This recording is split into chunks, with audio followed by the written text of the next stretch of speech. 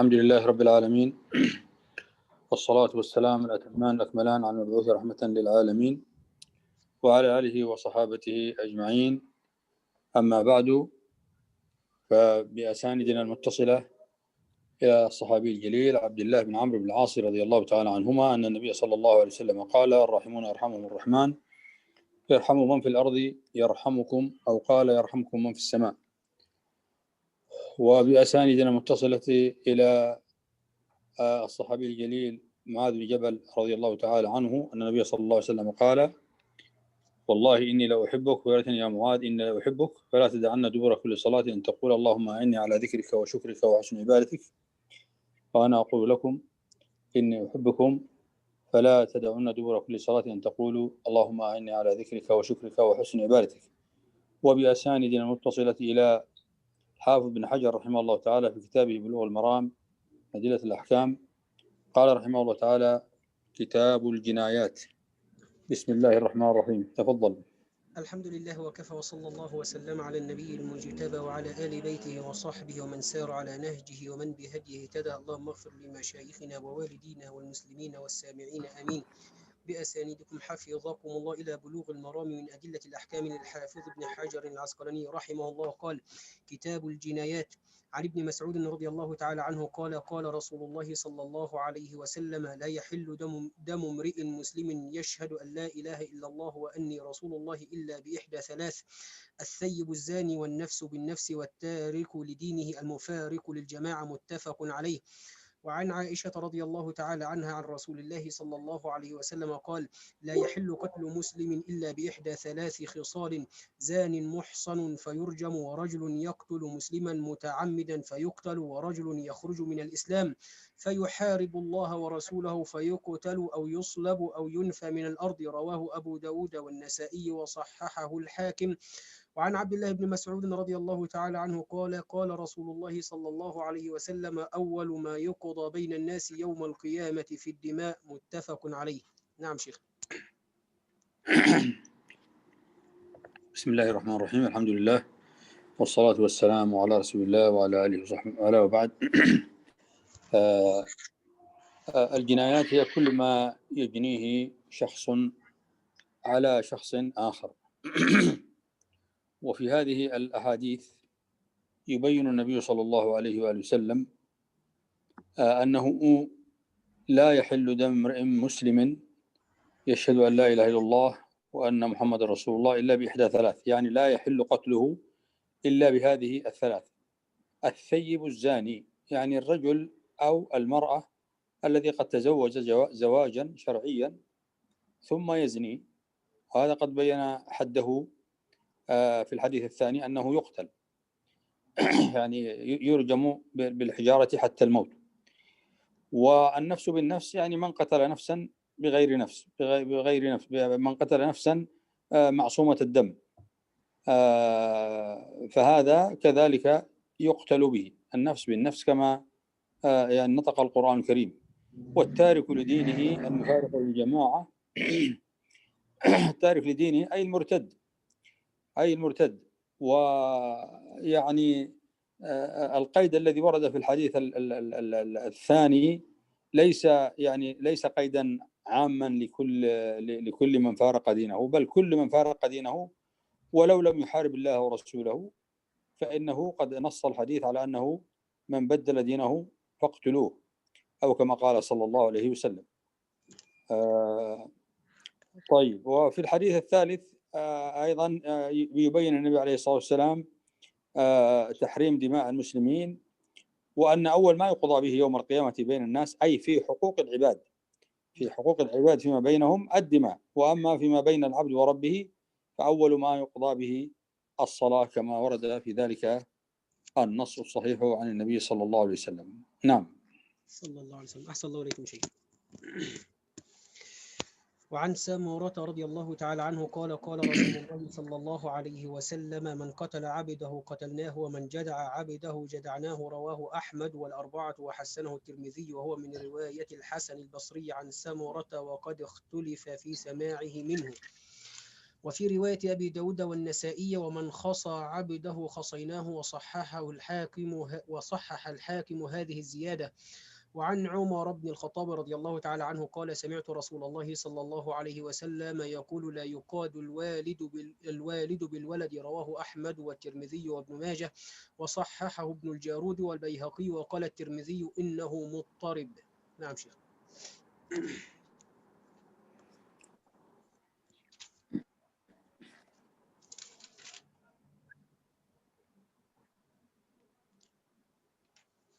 دكتور عقيل. نعم، في هذا حديث سمرة يعني يبين أن النفس هي النفس، سواء كان حر عبدا، ولذلك قال عليه الصلاة والسلام: قتلناه ومن جدعناه.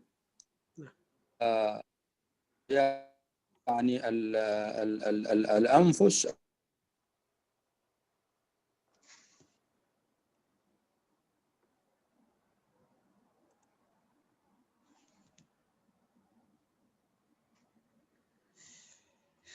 دكتور السلام عليكم. قطع عند الشيخ.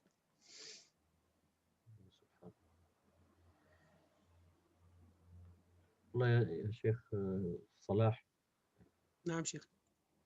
إذا عاد الشيخ تسأله لو سمحت، نعم. فتقول له: هل هذا داخل يعني الحديث عام في من جدع عبده أو آذاه بنوع أذية، أم إلا أن العبد يشتكي على سيده؟ لو سمحت. طيب شيخنا إن شاء الله. والله شيخنا ونس أنتم يعني هذه فرصة نستغلها إن شاء الله، نستفيد من الشيخ قدر الإمكان. طيب شيخنا، هو الأمر لكم يعني عليكم وعلى شيخنا الدكتور عقيل، وأمر المدرسة بينكم إن شاء الله بإذن الله عز وجل. يا شيخ صلاح، الشيخ حضر الدرس ويعني محضر الأدلة كلها وهذا، ونحن نستفيد منه، وأنا يعني إن شاء الله أشارك بإذن الله، أعدك بالمشاركة. والله أنا من خجلي أصلا أنا نسيت السؤال عامة. هذا هو الكرامة، هاي الكرامة. أي الله يحفظكم ويرفع قدركم. الله يكرمك إن شاء الله، حتى الله سبحانه وتعالى لا يفضحنا بسوء أفعالنا وقلة علمنا، فنستفيد من الشيء قدر الإمكان. الله يبارك فيك. وأنا يعني أشارك يعني على خجل، والله الله يبارك. الله يرفع لا قدركم. تنسى السؤال، انظر لماذا انقطع عن الشيخ واسأله: هل هذا عام في من آذى عبده، أو إلا أن يشتكي العبد على سيده؟ بارك الله فيك. طيب شيخنا أعيده كرما مرة أخرى. أقول: هذا الحديث عام في من قتل عبده أو جدعه أو أجلكم الله خصاه، أم إلا أن العبد يشتكي على سيده، يقول: جنى علي جناية؟ نعم بارك الله فيك. واضح يعني؟ والله هو واضح، لكن سبحان الله عز وجل يعني الله المستعان. شيخنا الله يرفع قدركم يا رب. الله يبارك فيك. يعني هو قال: من قتل عبده قتلناه، نعم. يعني هذا عام. ومن جدع عبده جدعنا، أي من علمنا أنه قتل عبده أو جدعه أو خصاه، لنفعل به كما فعل بعبده، ولا يعذر في أنه عبده ومملوكه ويستطيع أن يفعل به ما شاء، لأن النفس محترمة، لكن هو فقد حريته لأسباب. وأظن الشيخ مرة في أحد المجالس شرح سبب العبودية، والله أعلم على ما أذكر يعني. فهنا من قتل عبده يعني من غير جناية، أو جدعه من يعني للعقوبة أو الأذى، مثلا قصر في الزرع أو في الثمر، ثم ضربه ضربة جدعت أنفه، فغير خلقته وآذاه، ويعني وحتى قيمته سوف تقل. نعم. يعني الشكل مطلوب لبيع العبد وكذا وهذا، يعني ربما يكاتب شيخه يعطيه مالا فيحصل على حريته، فيبقى هذا الأذى مقترنا به. أم أنه إذا اشتكى على سيده فقال: جدعني وأنا لا أستحق الجدع، أو خصاه وهو لا يستحق هذا، يعني هو مأمون يدخل البيت ويخدم النساء، ويعني يطلع على ما لا يطلع عليه غيره، لأنه من ضمن يعني محسوب على البيت. نعم بارك الله فيك. أحسن هذا الله. الفرق يعني، وهذا الفرق دقيق يحتاج إلى تبيين. وجنابك تعرف يعني ما شاء الله الشيخ يعني علمه جيد، نستفيد منه. بارك الله فيكم. الله يرفع قدركم شيخ. شيخ هاني الله يحفظك، انظر ميكروفون الشيخ الدكتور عقيل رجع. لعله يغلق. هو موجود لكن مغلق الميكروفون شيخ صلاح. هو يقول افتحوا الميكروفون، يعني هو ارسل رساله الان يقول افتح. اي نعم عاد الشيخ الان. نعم. السلام عليكم ورحمة الله وبركاته. عليكم عليكم السلام. السلام. وعليكم السلام ورحمة الله وبركاته. انقطع علي النت، ما أدري إيش السبب. من عندكم شيخنا ام من عندنا انا؟ والله لا أدري أخرجني البرنامج وعدت الآن. الله المستعان. نعم. طيب شيخنا، شيخنا الشيخ عبد الجبار الله يحفظه يقول في حديث سمرة، يعني قول النبي صلى الله عليه وسلم: من قتل عبده قتلناه ومن جدع عبده جدعناه. يقول شيخنا: هل هذا الحديث عام في من قتل عبده أم أن العبد يعني يشتكي على سيده؟ لأني لا، صراحة يعني هو الله طبعا يعني بالنسبة للعبد، العبد هو مملوك للسيد. نعم. وهو يعني سبحان الله، يعني الفقهاء يشبهونه بالمال، يعني يعني يشتريه ويبيعه وتزداد قيمته وتنقص قيمته تبعا لما يحمله هذا العبد من الصفات. فبالنسبة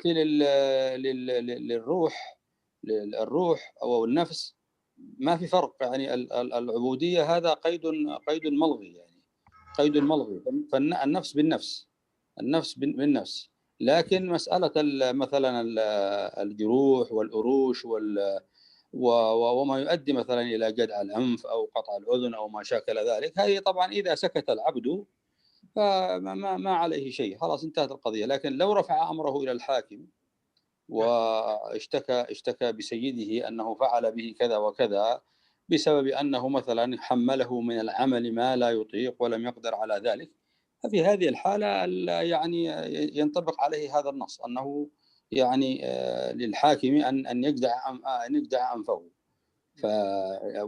والنص في هذا يعني واضح. لكن هذا طبعا إذا اشتكى. أما إذا لم يشتكي فليس هنالك شيء، يعني إذا لم يبلغ الحاكم، يعني والله أعلم.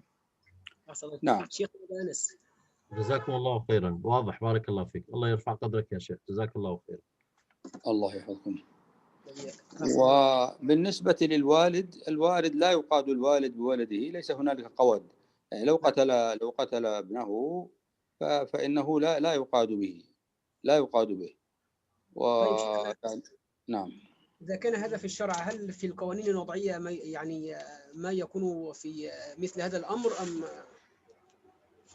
القوانين طبعا تختلف من بلد إلى بلد، بعضها أقرب إلى الشرع وبعضها أبعد. في بعض البلدان يعني يعتبرون إقامة الحدود وكذا يعتبرونها من الوحشية، يعني فهم مثلا يحبسونه يغرمونه ما شاكل ذلك. والجناية طبعا منها ما هي مثلا جناية يمكن أن يكون هنالك مثل لها، كأن يقطع مثلا إصبعا، هذا له مثل. وأما أو يقطع مثلا يده من المفصل، فهذا يمكن أن يقام عليه الحد بالمثل. لكن هنالك ما لا يمكن أن يقام عليه بالمثل، يعني مثلا طعنة في البطن أو طعنة أو مثلا في الكتف أو ما شاكل ذلك، فهذه لا يمكن أن تقاس. وبالتالي الشرع لجأ إلى قضية الأروش. والأروش يعني منها ما هو مثلا مقدر ومنها ما فيه حكومة، وهو أن يحكم به الحاكم بما يعني يكون أقرب إلى الدية الشرعية لهذه الجناية. منها ما هو مثلا مقدر بالإبل، ومنها ما هو كما قلنا حكومة يحكم بها الحاكم بما يرى فيه مصلحة للمجني عليه وردعا للجاني. نعم. أحسن الله عليكم شيخ. وعن أبي جحيفة قال: قلت لعلي: هل عندكم شيء من الوحي غير القرآن؟ قال: لا والذي فلق الحبة وبرأ النسمة إلا فهم يعطيه الله تعالى رجلا في القرآن. وما في هذه الصحيفة؟ قلت وما في هذه الصحيفة؟ قال العقل وفكاك الأسير وألا يقتل مسلم بكافر، رواه البخاري.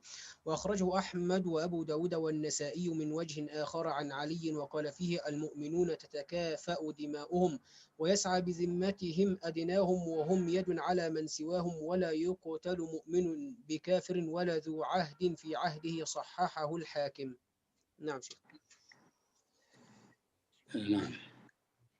هذا الحديث الأول حديث أبي جحيفة فيه رد على من يزعم أن النبي صلى الله عليه وسلم أوصى لعلي بوصية وأن عندهم ما ليس عند غيرهم. فعلي رضي الله تعالى عنه أقسم بالله تعالى أنه ليس هنالك شيء أوصى به النبي صلى الله عليه وسلم، قال إلا فهم يعطيه الله رجلا في القرآن، يعني اجتهاد في فهم في مسألة من المسائل. وما في هذه الصحيفة؟ قالوا ما في هذه الصحيفة؟ قال العقل وفكاك الأسير.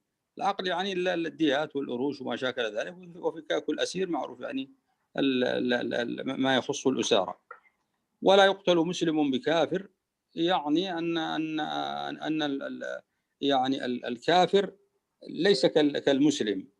فالمسلم إذا قتل كافرا إما أن يكون معاهدا وإما أن لا يكون معاهدا، فإن كان معاهدا فله كفارته وديته، وإن لم يكن كذلك فليس في ذلك أحيانا شيء، خاصة إذا كان من الحربيين. والحديث الثاني: المؤمنون تتكافأ دماؤهم، يعني أن دماء المسلمين واحدة، فلا يقال أن هذا مثلا نسبه كذا وذاك نسبه كذا، وهذا من قبيلة كذا وهذا من قبيلة كذا.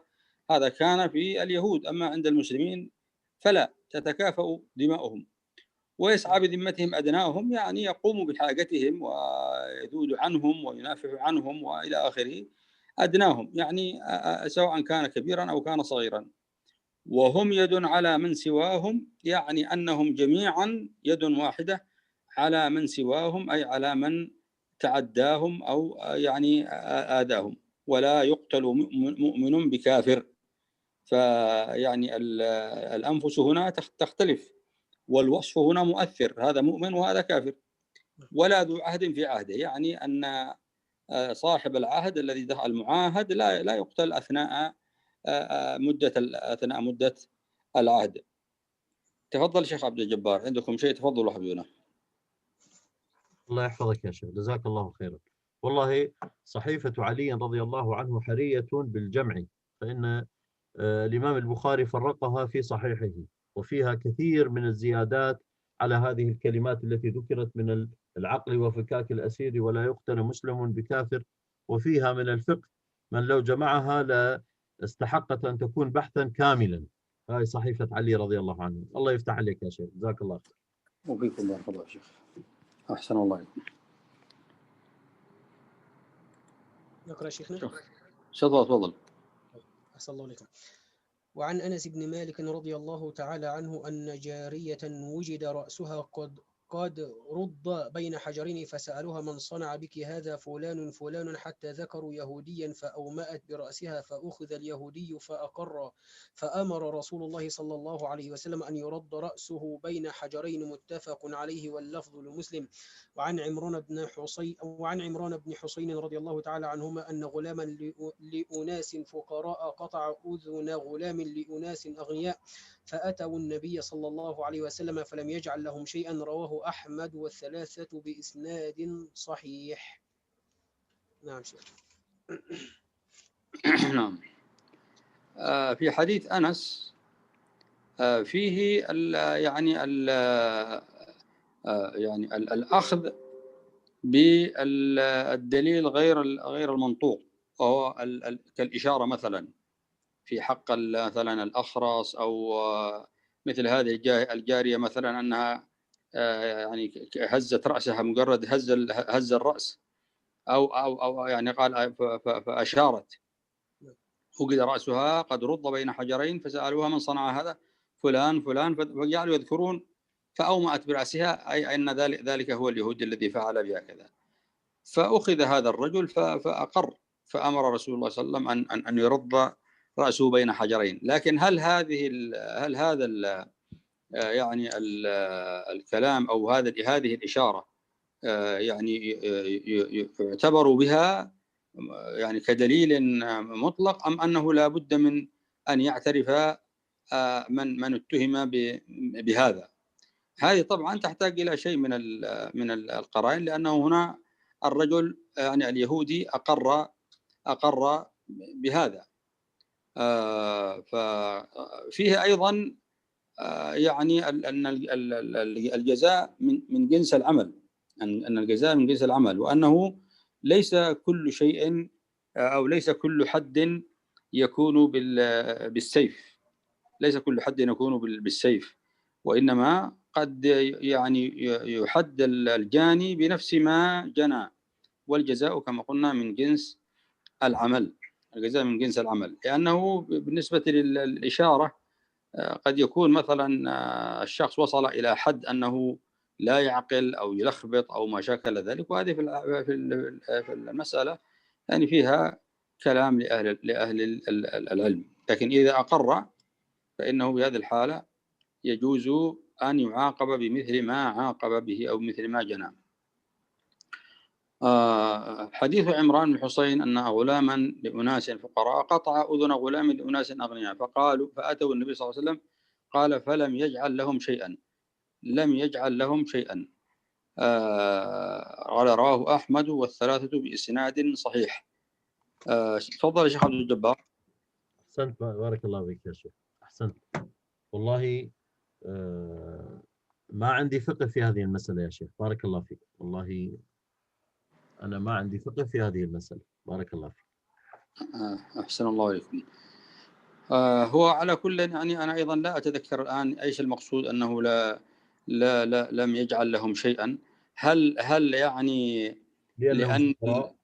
لأنهم فقراء أم لأن مثلا الجدع لم يكن مقصودا يعني يحتاج إلى على كل حال للنظر إن شاء الله في كتب الفقه، لعلنا إن شاء الله نذكرها في الدرس القادم بإذن الله جل وعلا. نعم. أحسن الله عليكم شيخ. وعن عمرو بن شعيب عن أبيه عن جده أن رجلا طعن رجلا بقرن في ركبته، فجاء إلى النبي صلى الله عليه وسلم فقال أقدني، فقال حتى تبرأ، ثم جاء إليه فقال أقدني فأقاده، ثم جاء إليه فقال يا رسول الله عرجت، فقال قد نهيتك فعصيتني فأبعدك الله وبطل عرجك. ثم نهى رسول الله صلى الله عليه وسلم أن يقتص من جرح حتى يبرأ صاحبه. رواه أحمد والدارقطني وعل بالإرسال. يعني هذا بارك الله فيك حتى لا نقفز يعني. طيب. أن بعض الجروح تقاد مباشرة. نعم. وبعض الجروح التي يمكن أن تستسري في العبد، بمعنى أنه يكون لها تداعيات قد تتسبب مثلا في الغرغرينة، قد تتسبب مثلا في العرج، قد تتسبب في البتر، قد تتسبب في كذا. في هذه الحال يعني يرجع قضية الاقتصاص. لكن هذا الرجل لما ألح على أن يوقظه النبي صلى الله عليه وسلم وعلى أن يعني يقتص له، فاقتص له بناء على طلبه. فلما يعني عرجت رجله، خلاص ألغى قضية أنه مثلا يطالب بقود آخر أو بدية أو ما شاكل ذلك، لأن القود قد حصل في هذه المسألة. ولو أنه صبر وأخذ بأمر النبي صلى الله عليه وسلم أو بتوجيهات النبي صلى الله عليه وسلم لكان الأمر يعني غير ذلك، ولربما حكم له النبي صلى الله عليه وسلم بالدية. وفي هذا أيضا شؤم مخالفة توجيهات النبي صلى الله عليه وسلم. النبي عليه الصلاة والسلام يعني كأنه يعني لما سكت ولم يقل له شيئا كأنه يقول له تمهل وانتظر. فلما خالف يعني جاءته شؤم مخالفته صلوات الله وسلامه عليه، وأبطل عليه الصلاة والسلام عرجه، ولم يعني يقتص ولم يعطه أرشا من الجاني كونه قد أقاده. نعم.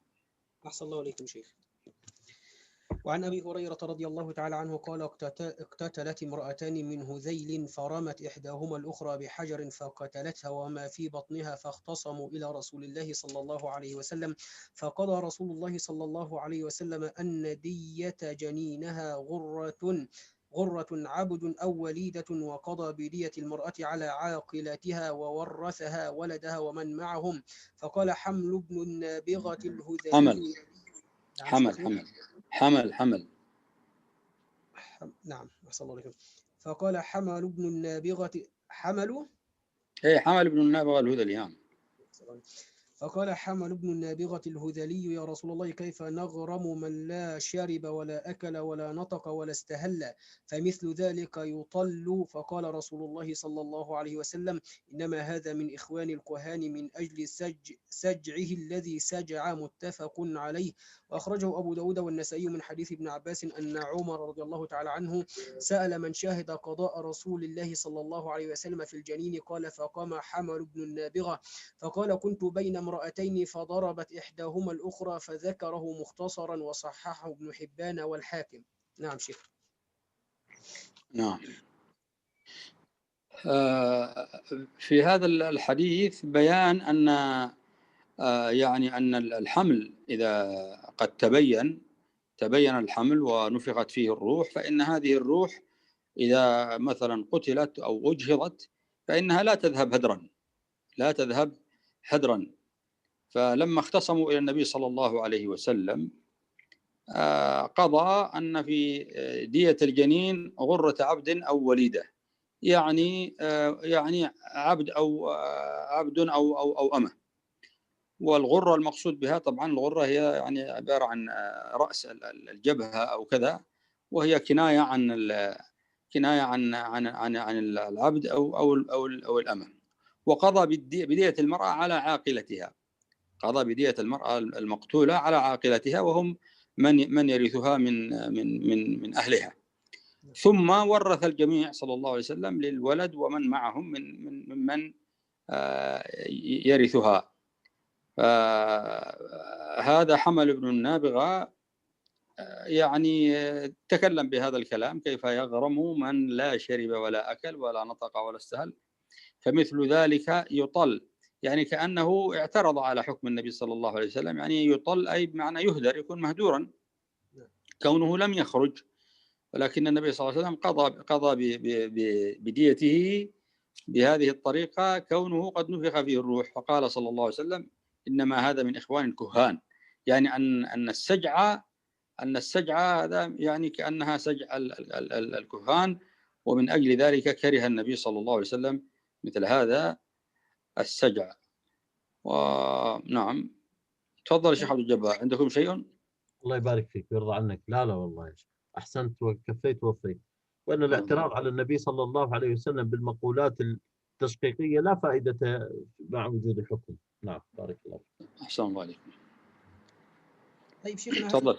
قول النبي صلى الله عليه وسلم: إنما هذا من إخوان الكهان، هو لحمل بن النابغة أم؟ أي لحمل بن النابغة، لأنه تكلم بهذا الكلام، يعني بهذا السجع، لسجعه. نعم أحسن الله عليكم شيخ، أحسن الله عليكم.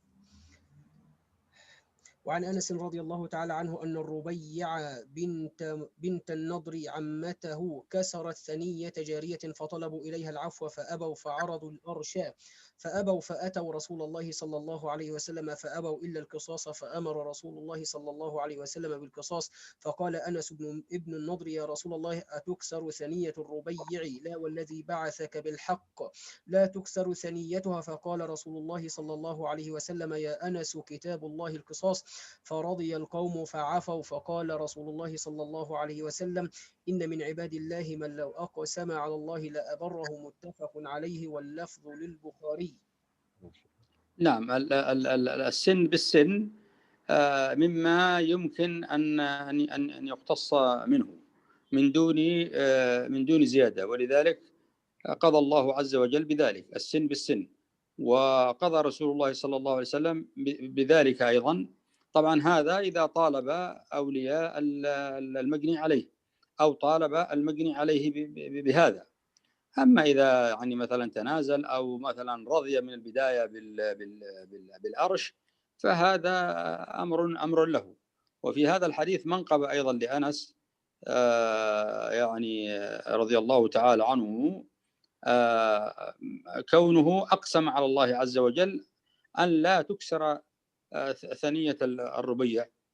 فيعني حينما أقسم ذكره النبي صلى الله عليه وسلم فقال له كتاب الله القصاص، فقذف الله تعالى في قلوب المطالبين بالرضا فرضوا بالأرش، فقال صلى الله عليه وسلم إن من عباد الله من لو أقسم على الله لأبره. وبهذا أيضا فيه فضيلة لهذا الصحابي الجليل، وفيه أيضا فضل التقوى وفضل القرب من الله جل وعلا، فإن ذلك يجعل الإنسان مستجاب الدعوة، والله تعالى أعلم. لكن شيخنا لم يكن هذا من أنس رضي الله عنه اعتراض على حكم النبي صلى الله عليه وسلم؟ لا، ليس اعتراضا هذا طبعا، إنما يعني ثقة بالله عز وجل أنه لن يكون ذلك. أحسن الله إليكم. وعن ابن عباس رضي الله تعالى عنهما قال قال رسول الله صلى الله عليه وسلم من قتل في عمية نعم من قتل في عميا أو في رمية بحجر أو صوت أو عصا فعقله عقل الخطأ، ومن قتل عمدا فهو قود، ومن حال دونه فعليه لعنة الله. أخرجه أبو داود والنسائي وابن ماجه بإسناد قوي. نعم شيخ. يعني العمية يعني الأمر المختلط الذي يعني لا يدرى من هذا الذي مثلا أمامك، يعني كأنه أشبه بالخطأ، ولذلك حكم النبي صلى الله عليه وسلم بأن عقله عقل الخطأ، بخلاف العمد الذي مثلا يتعمد، يعرف أن هذا الإنسان كذا وأنه فلان ابن فلان ثم يعمد إلى قتله. وهكذا أيضا يعني سواء كان هذا بسيف أو بحجر أو صوت أو بأي شيء، يكون مثلا في أمر غير مقصود، أمر مختلط، هرج ومرج داخل الصفوف، فلا يدرى. قال فعليه عقل الخطأ، ومن قتل عمدا فهو قاد، إذا قتل عمدا فيقاد به النفس بالنفس. نعم. ومن حال دونه فعليه لعنة الله، يعني أنه من حال دون يعني إقامة حد الله سبحانه وتعالى فعليه لعنة الله، والله أعلم. نعم. أحسن الله عليكم شيخ. وعن ابن عمر رضي الله تعالى عنهما عن النبي صلى الله عليه وسلم قال إذا أمسك الرجل وقتله الآخر ويقتل الذي قتله ويحبس الذي أمسك. رواه الدارقطني موصولا ومرسلا وصححه ابن القطان ورجاله ثقات، إلا أن البيهقي رجح المرسل. وعن عبد الرحمن بن البيلماني أن النبي صلى الله عليه وسلم قتل مسلما بمعاهد وقال أن أنا أولى من وفى بذمته. أخرجه عبد الرزاق هكذا مرسلا، ووصله الدارقطني بذكر ابن عمر فيه وإسناد الموصول واهن. نعم شيخ. نعم. يعني هذا فيه اختلاف يعني يعني الدية أو إقامة الحد من شخص إلى آخر. نعم. يعني مثلا الذي يمسك غير الذي يقتل، لكن لا يخلو أحد من المشاركين من عقوبة.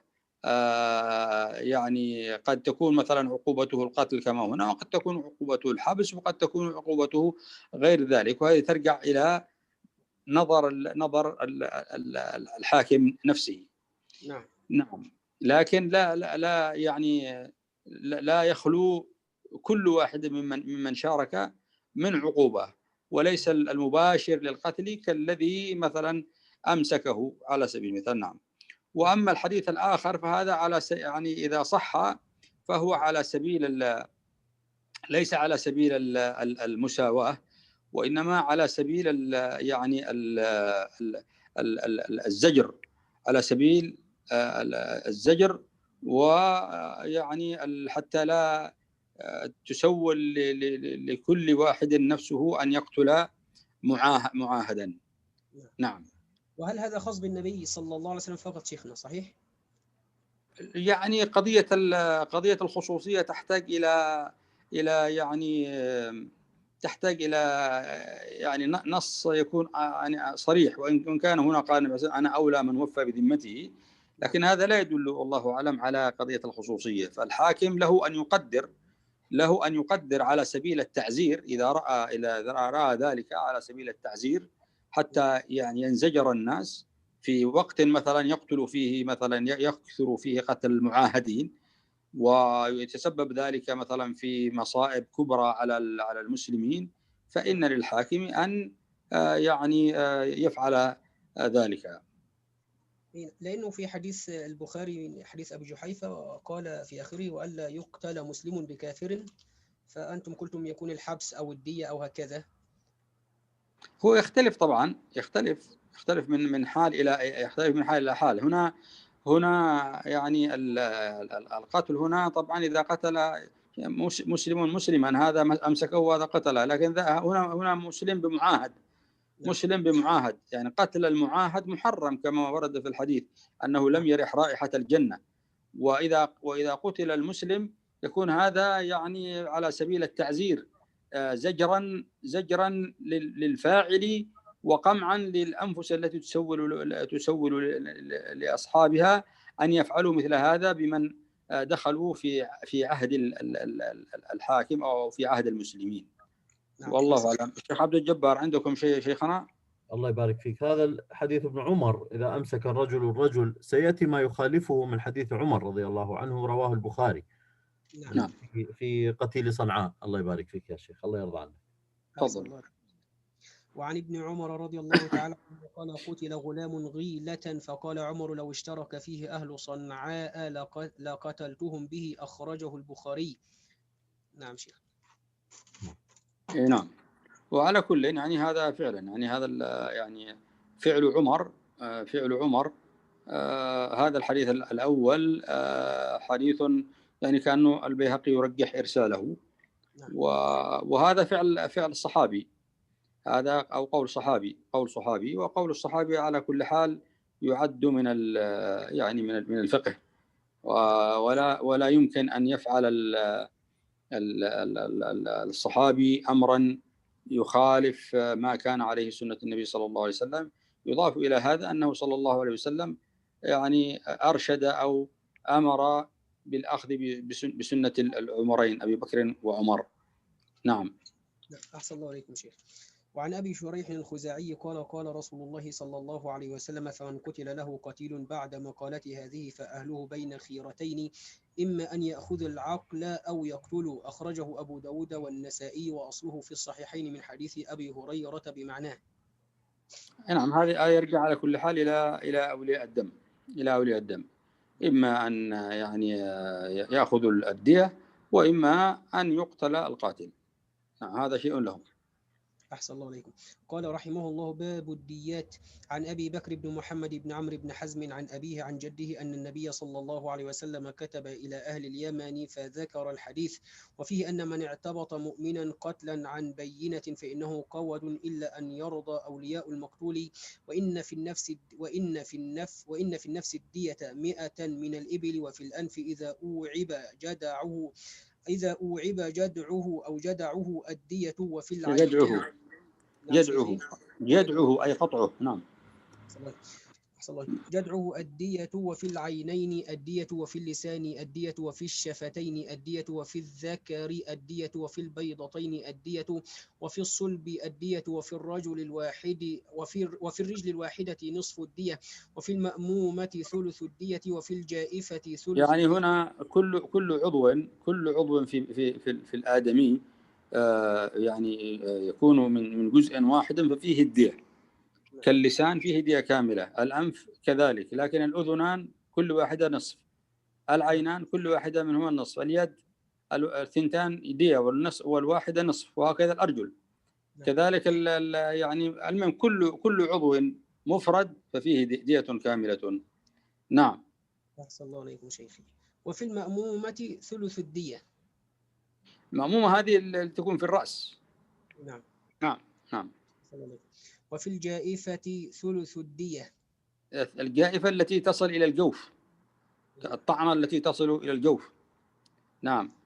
وفي المنقلة 15 من الإبل. المنقلة التي تنقل العظم عن موضعه فيه 15 من الإبل. نعم. وفي كل إصبع من أصابع اليد والرجل 10 من الإبل. نعم واضح. وفي السن 5 من الإبل، وفي الموضحة 5 من الإبل.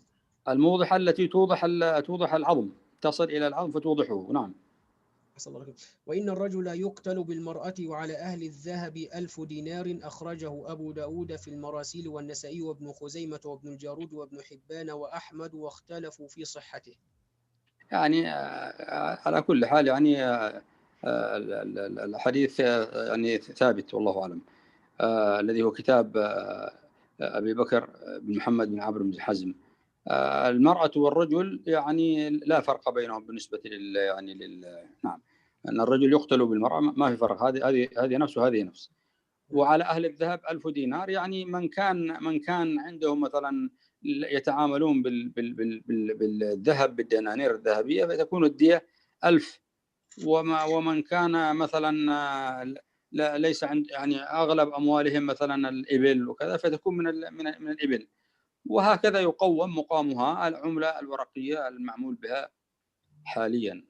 شيخ عبد الجبار، عندكم شيخنا شيء؟ الله يبارك فيك، الله يرضى عنك. والله عندي يعني طرفة لو تسمح لي. كان عندنا شيخ أتى من القرى. هو صاحب علم يحفظ القرآن وله يعني باع في التدريس، وكان يشكو ألما في سنه. فقلنا له نذهب بك إلى طبيب الأسنان، نعم. ولا علم له بطب المدينة. فدخلت معه للطبيب فقال هذا السن يجب أن أخلعه لك. قال كم تعطيني؟ قال أنت تعطيني فلوس. قال فيه 5 من الإبل، تخلع سني وتأخذ مني فلوس؟ الله الله الله. اي والله هذا أنا شاهد يعني. سبحان الله. وحتى يعلم الناس إنه الشريعة ما تركت تفاصيل حفظ حقوق الناس، يعني حفظتها حفظا تاما. اي سبحان الله. نعم. حتى لا تصير مشاكل بين الناس. الله يرضى عنك ويرفع قدرك. بارك الله فيكم. نعم. جزاكم الله خيرا.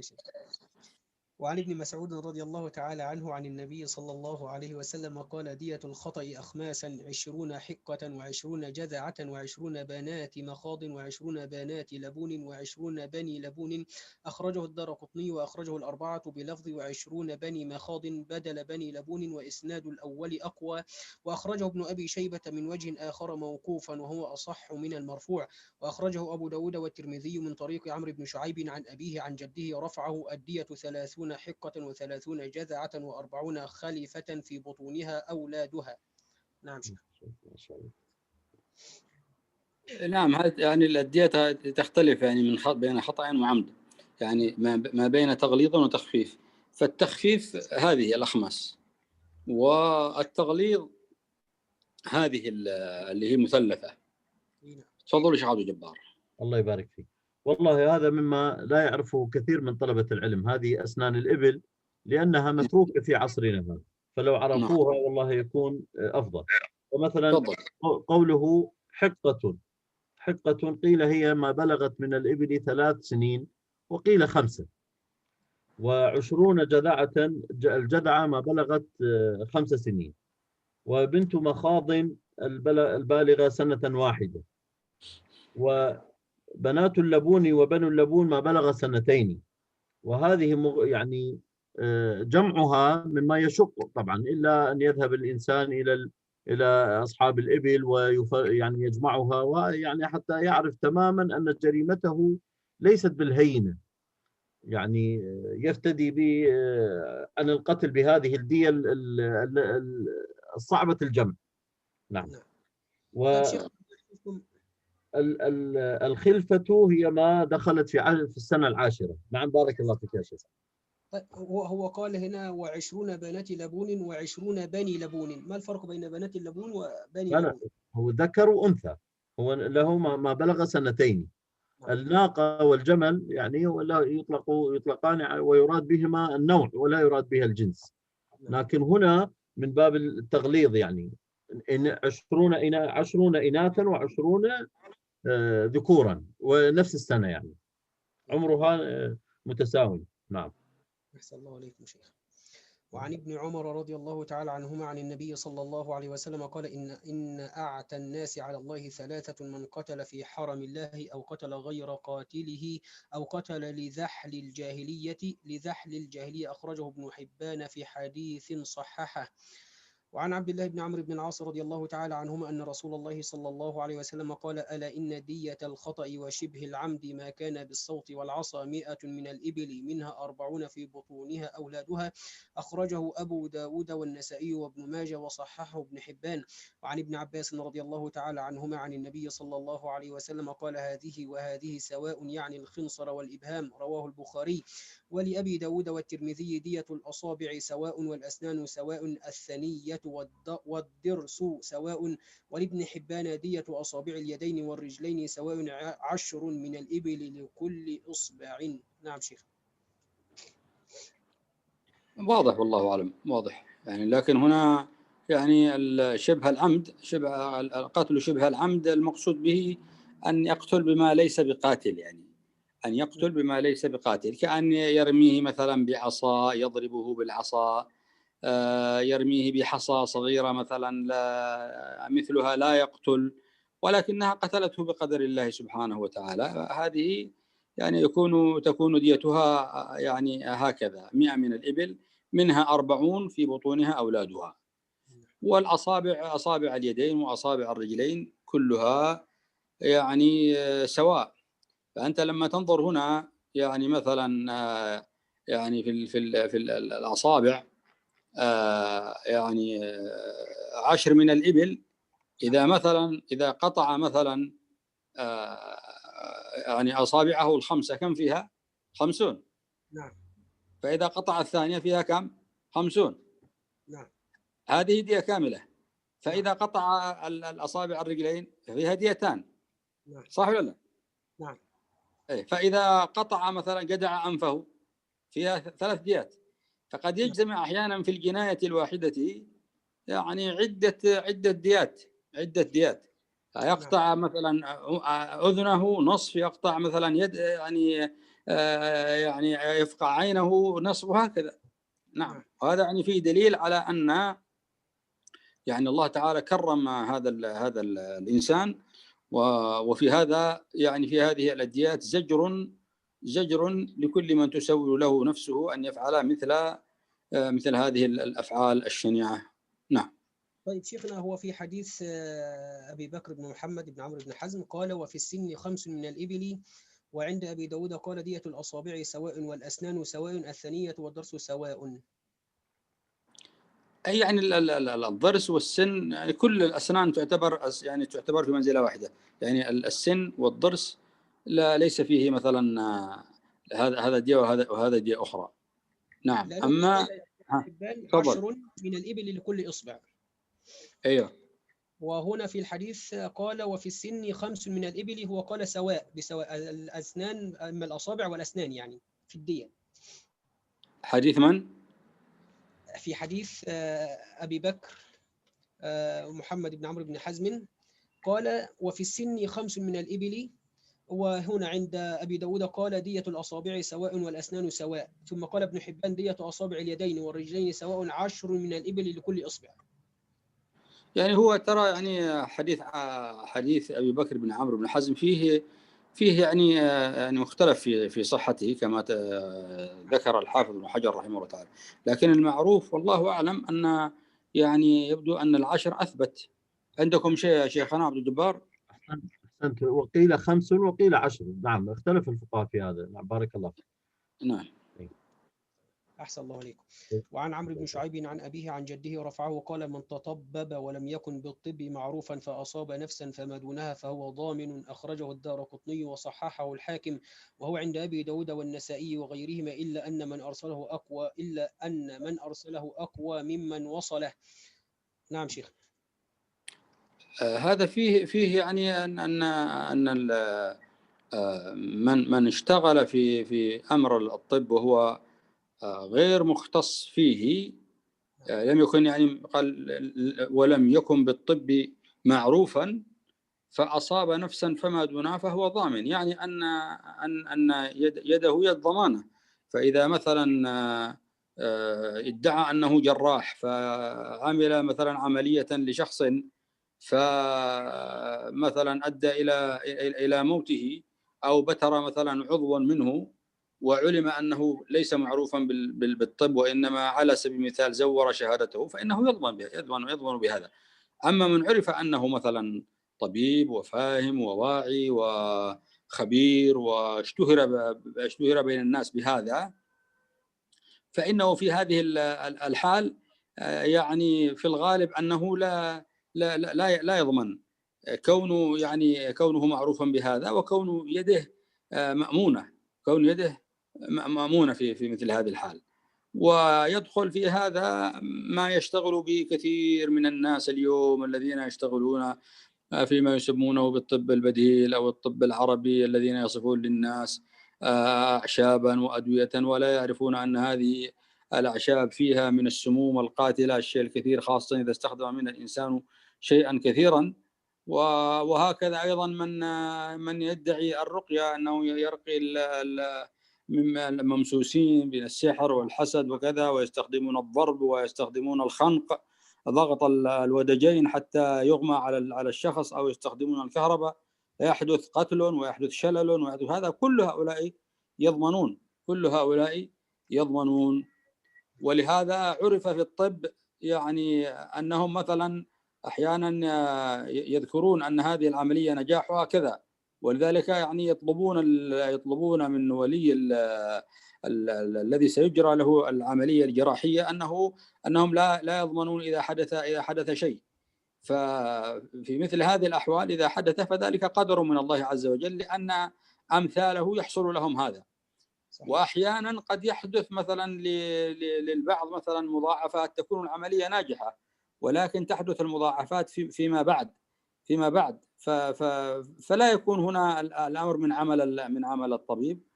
الله تعالى أعلم. نعم. شيخ عبد الجبار تفضلوا. أحسنت، بارك الله فيك. هذا طبعا يسمى المسؤولية الجنائية، فالمسؤولية الجنائية هذه تختلف كما تفضلتم بالضبط. الله يبارك فيك ويرضى عنك إن شاء الله. أحسن الله إليكم.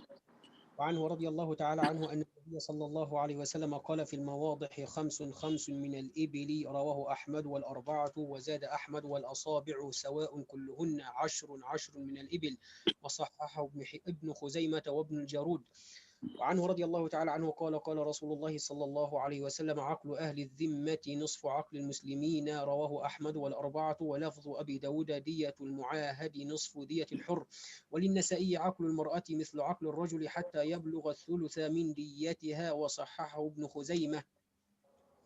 وعنه رضي الله تعالى عنه قال قال رسول الله صلى الله عليه وسلم: عقل شبه العمد مغلظ مثل عقل العمد ولا يقتل صاحبه، وذلك أن ينزو الشيطان فتكون دماء بين الناس في غير ضغينة ولا حمل سلاح. أخرجه الدارقطني وضعفه. نعم شيخ.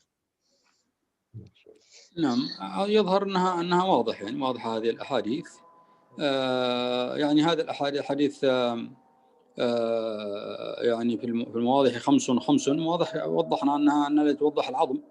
نعم. والأصابع كلهن سواء 10 من الإبل، صحيح ابن خزيمة من جوهرها، تؤيد رواية العشر، وتجعلها والله أعلم أرجح من الخمس، والعلم عند الله عز وجل. ثم هنا قال: عقل أهل الذمة نصف عقل المسلمين. يعني أهل الذمة الداخلون في العهد، فيعني عقلهم نصف عقل المسلمين، وهذا لكونهم دخلوا في ذمة المسلمين. دية المعاهد نصف دية الحر كذلك كونه معاهد. وعقل المرأة مثل عقل الرجل حتى يبلغ الثلث من ديتها. نعم. تفضل. وعن ابن عباس رضي الله تعالى عنهما قال: قتل رجل رجلا على عهد رسول الله صلى الله عليه وسلم، فجعل النبي صلى الله عليه وسلم ديته 12,000. رواه الأربعة، ورجح النسائي وأبو حاتم إرساله. وعن أبي رمسة قال: أتيت النبي صلى الله عليه وسلم ومعي ابني، فقال: من هذا؟ فقلت: ابني، وأشهد به. فقال: أما إنه لا يجني عليك ولا تجني عليه. رواه النسائي وأبو داود، وصححه ابن خزيمة وابن الجارود. تفضل شيخ عبد الجبار. تفضل. الله يرضى عنك. يا شيخ. حديث ابن عباس: قتل رجل رجلا على عهد النبي صلى الله عليه وسلم فجعل ديته 12,000، أي أن في ذلك الوقت كانت تبلغ الدية هذا ثمنها. واختلفت الديات فيما بعد النبي صلى الله عليه وسلم، ارتفعت أسعار الإبل إلى أضعاف هذا، وارتفعت فيما بعد إلى أضعاف هذا، ثم اختلفت من بلد إلى بلد. ففي بلد تكون الإبل فيه كثيرة تكون رخيصة، وفي بلد آخر تكون فيه غالية. فهذا 12,000 ليست على التحديد، إنما قيمتها كانت هكذا، والله أعلم. نعم، بارك الله فيك. أما أنه قال أن ولده لا يجني عليه ولا يجني عليك، وهو الله أعلم جار مجرى الدعاء، وليس أنه سوف لن تجني عليه جناية ولا يجني عليك جناية.